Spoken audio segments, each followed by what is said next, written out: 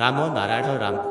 କାଶ୍ମୀର ଏକ ସୁନ୍ଦର ସ୍ଥାନ ଅଟେ। ସେଠାକୁ ଯିବାକୁ ଟିକେଟ କାଟିବାକୁ ପଡ଼େ।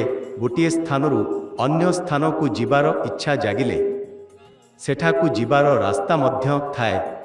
ଯେତେବେଳେ ଗୋଟିଏ ଆକାଂକ୍ଷା ଜନ୍ମ ନିଏ ସେଥିପାଇଁ ତାକୁ ଦମନ କରିବା ଦରକାର ନୁହେଁ। ଟିକେଟ କାଟି ଯିବା ଯାଇପାରେ। ଯଦି ଗୋଟିଏ ସୁନ୍ଦର ସ୍ଥାନ ଅଛି ତେବେ ତାଠାରୁ ଅଧିକ ସୁନ୍ଦର ସ୍ଥାନ ମଧ୍ୟ ଅଛି।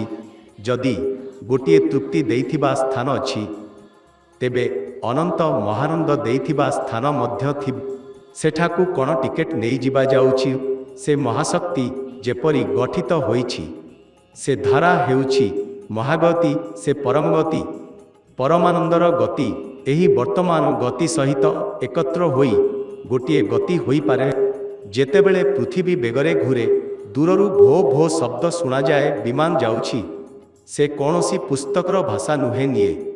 ସେଠାରେ ତାଙ୍କର ନିଜର ଭାଷା ଅଛି। ସମସ୍ତେ ଓ ଓ ଶବ୍ଦ ତିଆରି କରୁଛନ୍ତି।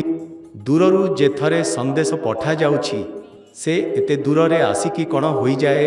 ଓମ୍ ଓମ୍ ହୋଇଯାଏ। ସେଠାରେ କ'ଣ କହି ପଠାଯାଉଛି? ଏହି ଯେ ଏହାକୁ ଧର ତେବେ ଏଠାକୁ ପହଞ୍ଚି ପାରିବେ।